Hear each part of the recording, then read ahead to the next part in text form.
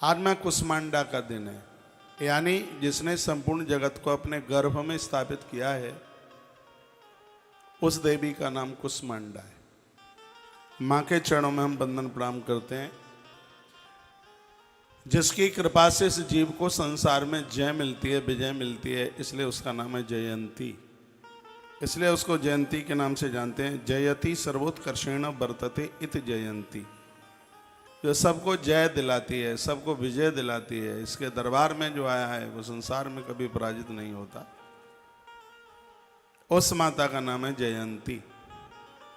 पांडव इस नाम को बहुत पूजते थे, मानते थे। आज भी हस्तिनापुर में माँ जयंती के नाम से विराजित है। माँ का और एक नाम है मंगला। मंगला का भी बड़ा अच्छा अर्थ है।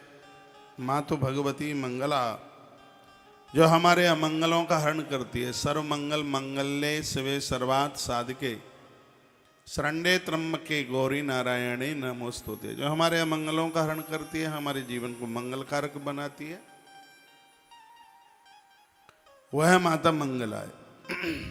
काली, उसी का एक नाम काली है, जो प्रलय के समय पर सबको अपने अंदर रख लेती है, सबको घृषित कर लेती है, सबको अपना भोजन बना लेती है। ऐसी है वो काली, महाकाली। ऐसी भगवती परम्बा को हमारा और आप सबका वंदन है, प्रणाम है। ऐसी मैया की व्याख्यान माला और हम श्रीमद् देवी भागवत महापुराण के माध्यम से श्रवण करने के लिए जा रहे हैं। माँ कृपा कर दे तो क्या नहीं मिल सकता, सब कुछ संभव है। पठन ध्वजो वेद विदग्रीण भवेत, ऐसे देवी भागवत पुराण का पाठ करने वाला ब्राह्मण वेद वेदताओं में अग्रगण्य हो जाता है। क्षत्रिय इसको पढ़ता है वो बाहुबली हो जाता है। वैश्य इसको पढ़ता है तो बहुत बड़े कारोबार का धनी होता है। और कनिष्ठ इसको पढ़ता है तो पवित्र होकर के वो भगवान के धाम को पहुंचता है।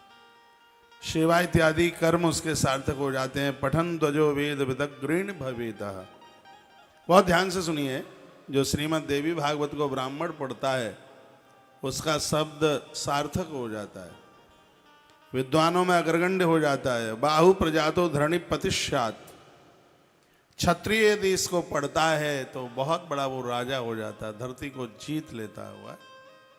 वैश्य पठन वित्त समुद्भमेति, यदि इसको वणिक वैश्य कोई पढ़ता है तो उसका व्यापार सार्थक हो जाता है, उसका कारोबार फेल नहीं होता है। श्रीमद् देवी भागवत की महिमा है।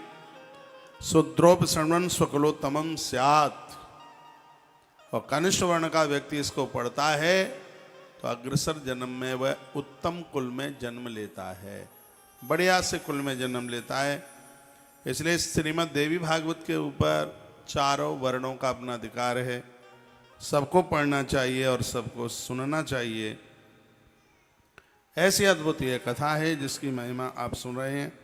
अष्टम्यां वा चतुर्म्यां चतुर्दश्यां नवम्यां भक्ति संयुतां या पटे शृणुयाद वापी सा सिद्धिं लभते पराम। अष्टमी को, 14 को, जब भी आपको टाइम मिलता है, आज की कथा में से एक बात लेकर के जाइए। हर शुक्रवार को माँ को कम से कम 21 धार चम्मच में 21 बार घी ले लीजिए और नवाहन मंत्र से माँ को आप घी के द्वारा उसका घृत धारा से माँ का अभिषेक करें। जो घी इकट्ठा होता है उसको खाने के काम में मत लीजिए, उसको आप धूप दिया बाती में, हवन यज्ञ में उसको आप कार्य में ले सकते हैं। माँ भगवती शुक्रवार के दिन इसका अभिषेक किया जाए। माता गरीब नहीं रहने देती, किसी को दर्द नहीं रहने देती। यह माँ की बहुत बड़ी कृपा है। ऐसी माँ भगवती जगदम्बा, भगवान व्यास जिसकी चर्चा, जिसकी महिमा, जिसका महात्म्य श्रीमद् देवी भागवत में करते हैं। और यहाँ सूत सौनक्षियों को कहते हैं, यदि किसी का बच्चा रूठ के चला गया या खो गया, किसी का अपने घर के लोगों का किसी का था पता नहीं पता, तो माता रानी श्रीमद् देवी भागवत की कथा से इतनी प्रसन्न होती है उस घर के बिखरे हुए लोगों को जो दूर चले गए, रूठ के चले गए, आते नहीं हैं, माता सबका मिलान कर देती है, सबको इकट्ठा कर देती है, ऐसा वर्णन है। उसी संदर्भ में कथाएं वसुदेव महाभाग कथम पुत्रामवाप्नवा। एक बार वसुदेव जी महाराज के पुत्र भगवान श्री कृष्ण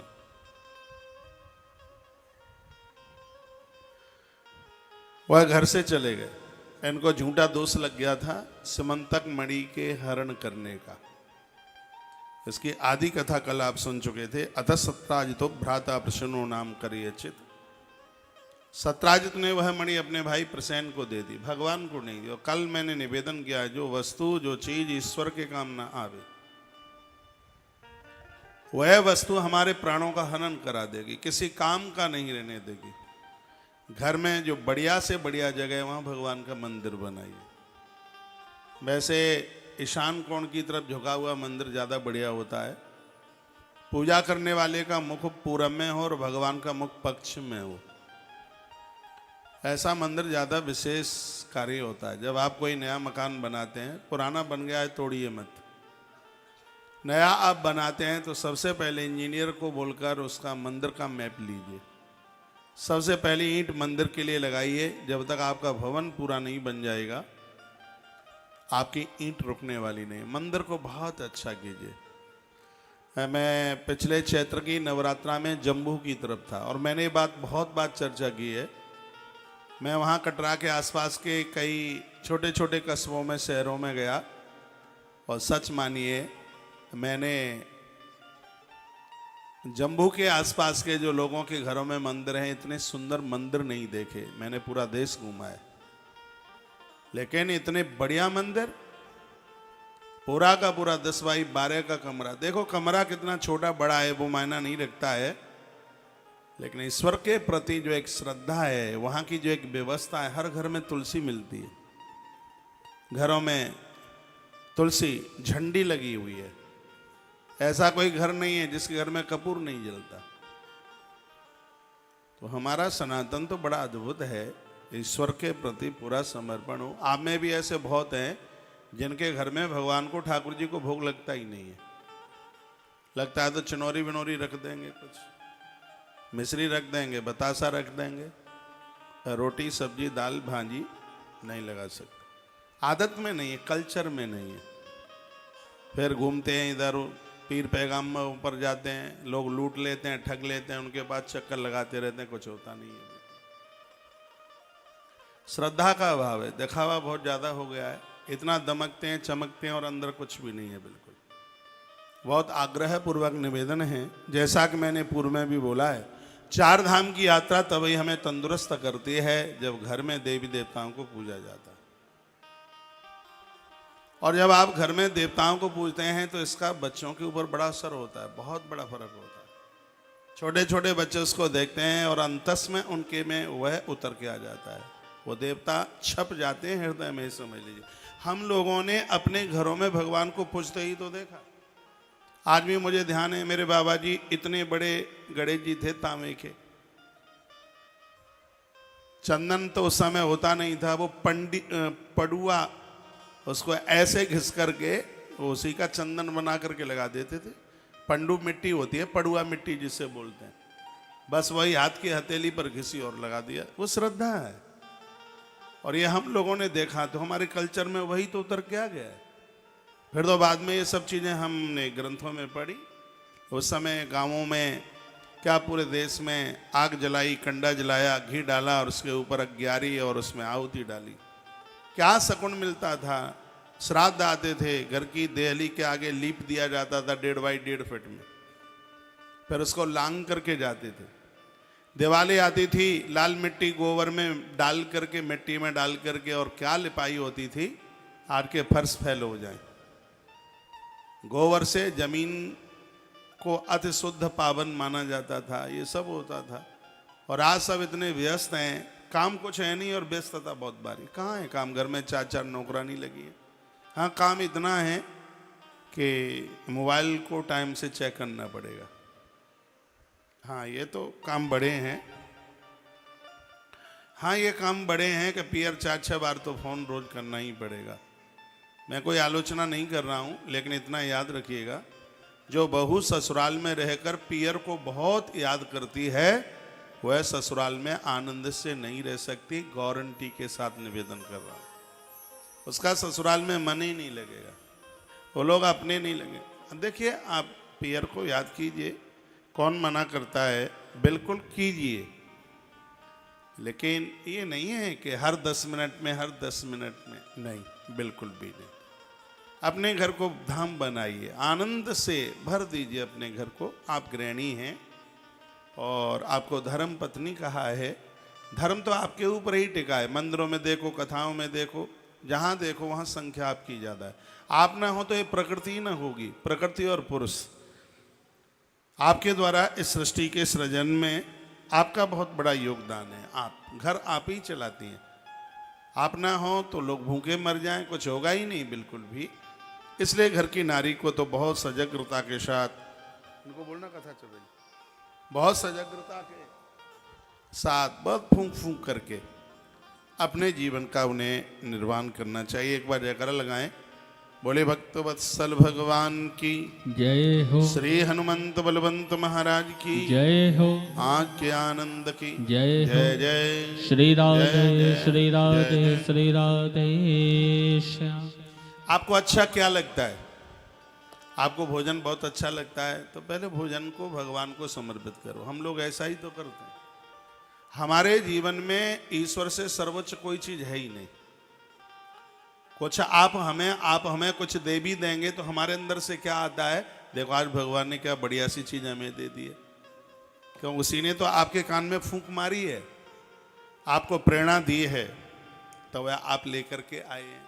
सब कुछ ईश्वर का मान लीजिए। मुझे भरत बहुत अच्छे लगते हैं, क्योंकि भरत कहते हैं मेरे पास जो भी है, जब मैं भगवान का हूं तो मेरी वस्तु भगवान की क्यों नहीं होगी। और ऐसा जीवन जी करके देखें, जिंदगी का समाधान है बिल्कुल। फूल पत्तियां, आप सब कुछ चीजें, बेलपत्र, तुलसी पत्र, ये सब चीजें आप चढ़ाते हैं भगवान को, लेकिन अपना मन नहीं दे पाते भगवान को, अपना मन समर्पित नहीं कर पाते। और मुझे भागवत जी का वो हाथी एक डूबता हुआ बड़ा मलूक लगता है, अच्छा लगता है, जिसने डूबने से पूर्व और एक फूल भगवान को दे दिया। फूल मीन्स अपना मन दे दिया। और जब ये जीव, ये भगत अपना मन भगवान को देता है तो भगवान उलाने ही दौड़ पड़ते हैं। भगवान ने कुछ पहना नहीं था, गरुण को कहा था कि मेरा भगत डूब रहा है, चल मुझे जल्दी लेके चल। भगवान की आंख में आंसू आ गए कि मेरा हाथी डूबने वाला है, गरुण जल्दी से मुझे पीठ पर बिठा करके बहुत जल्दी से लेकर के चलो। गरुण को अभिमान था इस बात का कि ये लोग ईश्वर को बुलाते हैं, मुझे नहीं बुलाते, और जब मैं इन्हें पीठ पर बिठा के नहीं ले जाऊंगा तो ये क्या जा करके रक्षा करेंगे। लेकिन भगवान ने ये कह दिया कि मैं तो तुम लोगों को आदर बढ़ा रहा हूं, तुम लोगों को, मुझे ऐसी कोई जरूरत नहीं है तुम्हारी। और भगवान वो पैदल चल पड़े। पीछे से गरुड़ ने कहा प्रभु मुझे स्वीकार कीजिए, लेकिन भगवान तो उलाने ही पाम जाकर के धाये, और वह हरि शब्द पूरा नहीं कह पाया तब तक तो सरोवर के किनारे मेरे भगवान जाकर के छा गए। भगत को बुलाने में देर लगती है, लेकिन भगवान को आने में बिल्कुल देर नहीं लगती। भगवान क्यों पहुंच गए? क्योंकि उसने अपना सुमन, सुमन का अर्थ फूल तो होता ही है, लेकिन पवित्र मन भी सुमन का अर्थ है, पवित्र मन। भगवान को अपना निर्मल मन दे दीजिए। भगवान को हमारी वस्तुएं क्या, ये तो हमें शांति मिलती है कि हमने भगवान को भोग लगा दिया है।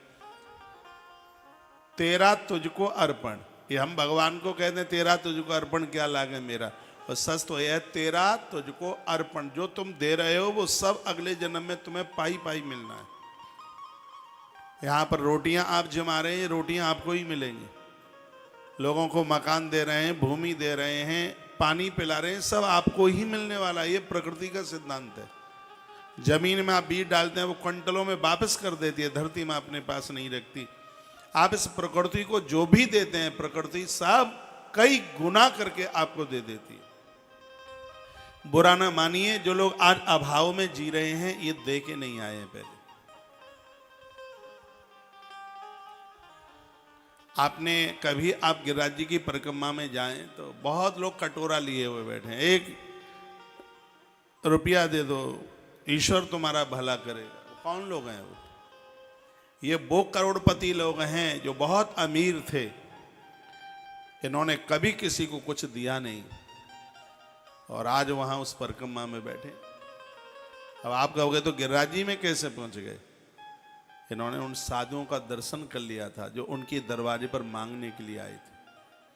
स्वामी विवेकानंद जी महाराज कहते थे कि दर दर में नारायण होता है।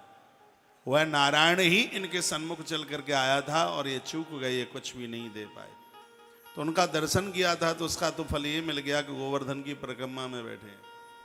कभी किसी भूखे को इन्होंने एक टुकड़ा नहीं खिलाया, एक रोटी नहीं खिलाई, इसलिए आज वह दर दर के हो गए। बहुत आग्रह पूर्वक निवेदन है, उदार बनिए। ये कथा तो यही कहते हैं, आपके पास जो भी कुछ है वह पहले ईश्वर के लिए हो। आप इतनी सुंदर रसोई बनाते हैं, कितना सुंदर बढ़िया सा तड़का लगाते हैं, नाक में अंदर प्रवेश कर जाती है खुशबू, लेकिन ईश्वर का तो ध्यान ही नहीं होता है। ना उसमें कोई तुलसी पत्र होता है, ना हाथ में घंटी होती है, ना भगवान के आगे थाली होती है। सब ऐसे ही हो रहा है। तो अब यूं ही चल रहा है सब। हम लोग बड़ी मस्ती के साथ जीवन जी रहे हैं, कब दिन होता है कब रात होती है, जीने का ढंग संभल गया है। बस जीना आ गया है कि कैसे जिया जाता है। सालों सालों से गला फाड़ करके बोल रहे हैं भैया यह कर लो आनंद होगा। कहीं इधर उधर भटकने की जरूरत नहीं पड़ेगी। तुलसी हजारों अपराधों से जीव को मुक्त कर देती है, लेकिन बहुत कम लोगों के घर में तुलसी। कार्तिक आ रहा है, तुलसी पूजना, दिए जलाना, कार्तिक स्नान करना, सब आनंद हो जाएगा। तो यहां वर्णन है, कहा गया है कि सत्राजित के पास जो मणि थी वो भगवान को नहीं दी गई और उसके परिणाम क्या निकले। कहता है सत्राजितो भ्राता प्रसेनो नाम कर्यचित कंठे बद्ध्वा मणिम सद्धो हई मारूय सिंधवम। वह उस मणि को बांध करके उसका भाई गले में बांध करके गया। ये वही मणि है जो भगवान के काम नहीं आई।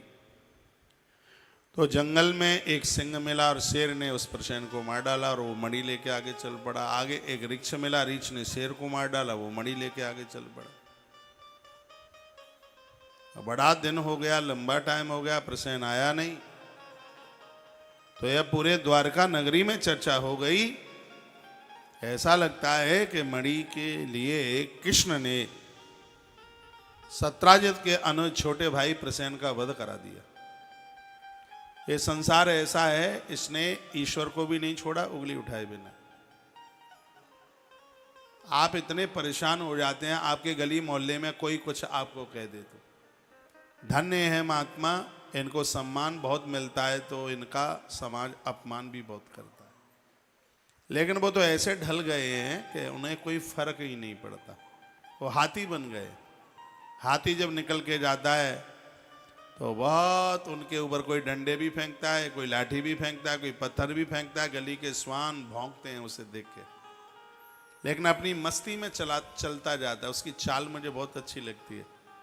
अपनी सूंड से धरती को झाड़ता हुआ और धूल को अपनी पीठ के ऊपर डालता हुआ आगे बढ़ता है। किसी साधु ने हाथी को पूछा था तो यह धूल अपने ऊपर क्यों डालता है? वो कहता है कोई अपराध रहा था, पशु बन गया हूं, इतनी जानकारी रखता हूं, परमात्मा के चरणों की धूल में इतना बड़ा प्रभाव है। वह धूल एक पत्थर के ऊपर पड़ गई थी, महात्मा गौतम की पत्नी अहिल्या का उद्धार हो गया था। मैं भी सोच रहा हूं कि वो राम के चरणों की धूल मेरे ऊपर भी पड़ जाए तो मेरा कल्याण हो जाए। वह बोलता है साधुओं में भगवान विराजित होता है और इस रास्ते से महात्मा महापुरुष निकले हैं, उनके चरणों की धूल मेरे ऊपर पड़ेगी, मेरा कल्याण हो जाएगा। श्वान भौंकते हैं, उससे कोई फर्क नहीं पड़ता। साधुओं का भी जीवन ऐसा है, कौन क्या कहता है, कौन क्या कहता है, उससे कोई फर्क ही नहीं पड़ता।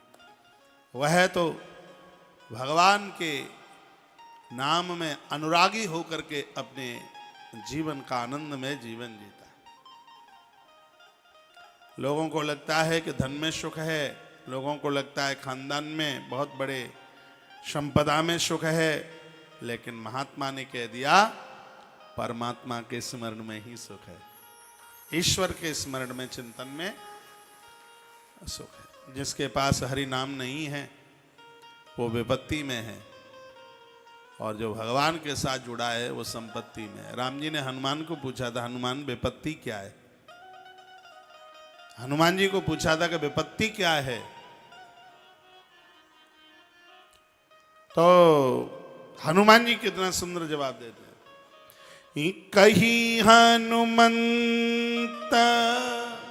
विपत्ति प्रभु सोई, कही हनुमंत विपत्ति प्रभु सोई, जब तब सुमिरन भजन न होई, जब तब सुमिरन भजन न होई।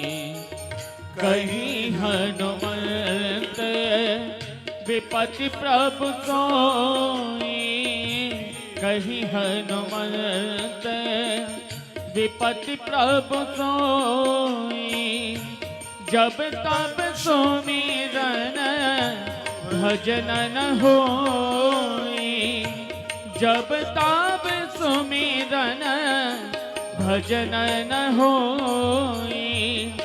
कही हनुमंत विपत्ति प्रभु सोई, जब तब सुमिरन भजन न होई, जब तब सुमिरन भजन न होई। हनुमान जी ने कहा भगवान जिस क्षण में, जिस पल में आपका भजन न हो, इससे और बड़ी विपत्ति क्या हो सकती है? वही अमीर है जो आपसे जुड़ा है, और वही दरिद्र है जो आपसे दूर चला गया। अमीर बनिए, सिर्फ कागजों से नहीं, विचारों से अमीर बनिए, अपनी सहजता से अमीर बनिए, अपनी विनम्रता से अमीर बनिए, और अपने सदाचार से अमीर बनिए। श्रीमद् देवी भागवत की यह बड़ी अद्भुत कथा है। भगवान के ऊपर दोषारोपण कर दिया गया, प्रभु को कोई फर्क नहीं पड़ा उससे। हाँ, भगवान सत्राजित के पास गए थे और ये जरूर कहा था, काका मुझे बिल्कुल जानकारी भी नहीं है। जो आपके मन में आया है कि मैंने काका प्रसेन का वध कराया है, तो सत्य यही है कि मुझे इसकी जानकारी भी नहीं है बिल्कुल। गलत लोगों का संग देने वाले ज्यादा लोग हो जाते हैं। सत्राजित का साथ देने वाले लोग बहुत थे। भगवान के ऊपर मर्डर केस लगा दिया, धारा 302। पूरे नगर में कर्फ्यू लग गया, धारा 144 144। प्रभु ने इन लोगों को साथ लिया। भगवान व्यास लिख रहे हैं,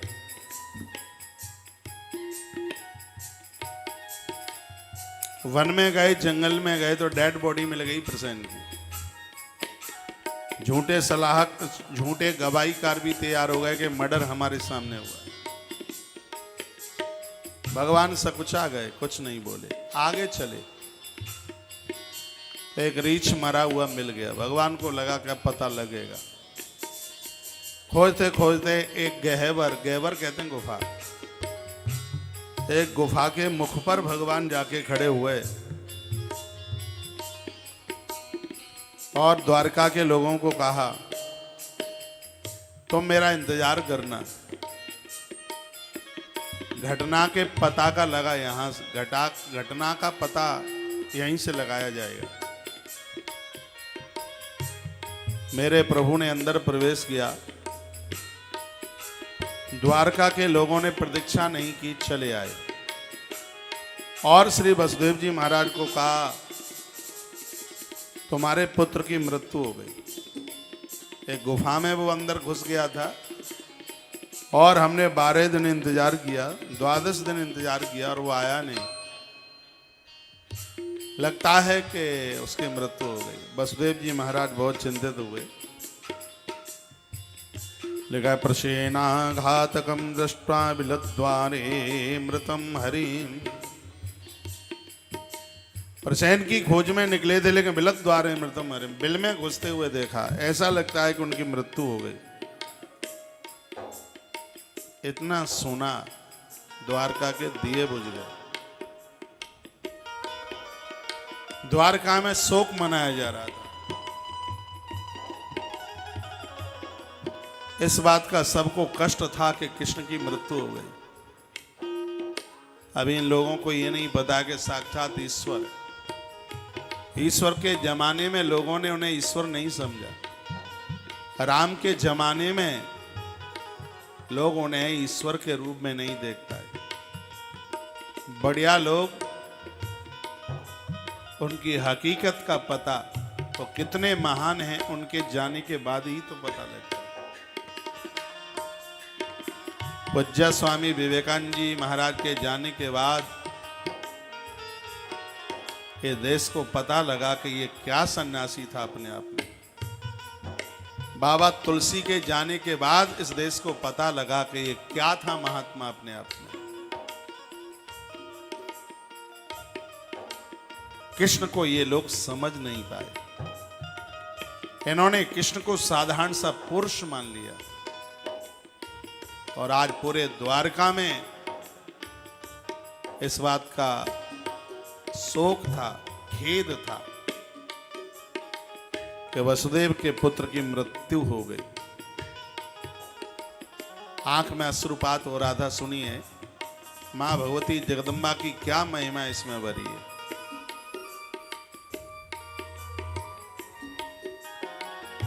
वसुदेव जी रो रहे थे। उसी समय आकाश मार्ग से देव ऋषि नारद जी उतर करके आ गए। अथा जगाम भगवान देव ऋषि ब्रह्मलोकता। देवसी नारद जी आए तो उत्थाय च प्रणम्याम वसुदेवप्य पूजयत। वसुदेव जी ने खड़े होकर उनका आदर किया और उनका पूजन किया। चरण धोए, चरणोदक लिया। साधु का आगमन हमेशा हमेशा शुभ होता है। और मैंने बहुत बार कहा है कि बसंत के आने से प्रकृति खिल जाती है और संत के आने से संस्कृति खिल जाती है। गुरुजनों का आना बहुत ज्यादा शुभ है और धन्य है धरती के वह लोग जो किसी न किसी गुरुजनों के टच में है, उनके सानिध्य में है। क्योंकि साधु ते हो ही ना कारजहानी। महापुरुषों का संग पाकर आज तक कभी किसी को किसी भी प्रकार का कोई घाटा नहीं हुआ। साधु संग साधु संग साधु संग रमीए। महापुरुषों का संग कीजिए, घुल मिल जाइए महात्माओं में। गड्ढे का पानी कोई भर ले, बाजार में बेचने को जाओ, कोई पानी ले लो 1 रुपए में कोई नहीं लेगा। और वही गड्ढे का पानी दूध का संग पकड़ ले तो 60 रुपया किलो बिक जाता है, 65 रुपया किलो बिक जाता है। जो इस देश में जो लोग किसी काम के नहीं थे,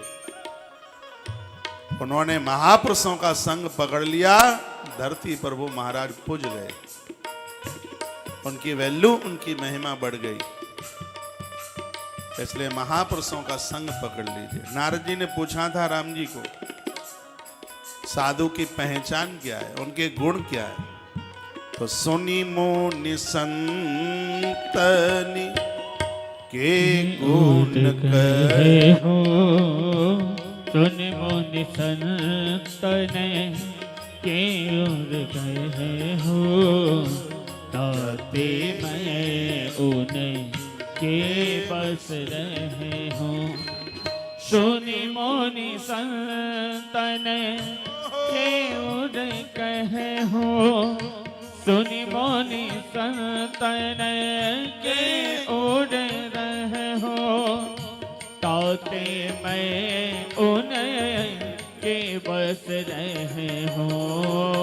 सुनि मुनि संतन के और कहे हो हरि बोल। ताते मैं उन के बस रहे हो गावहि सुनहि श्रवण श्रवण मम लीला गावहि श्रवहि श्रवण मम लीला हेतु रहित पर हित पति शीला।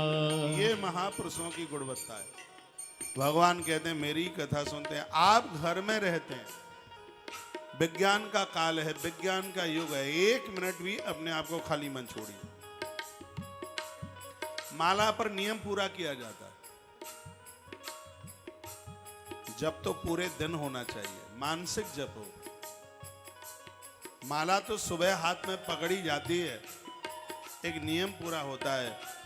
माला में एक ऐसा वाइब्रेशन है, आप रुद्राक्ष पकड़े, तुलसी पकड़े, तो इसका वाइब्रेशन हमारे अंतस को ऐसे छू लेता है जिससे कोई विकार फिर अंदर प्रवेश नहीं करता। इसलिए तो कंठ में तुलसी रुद्राक्ष पहना जाता है।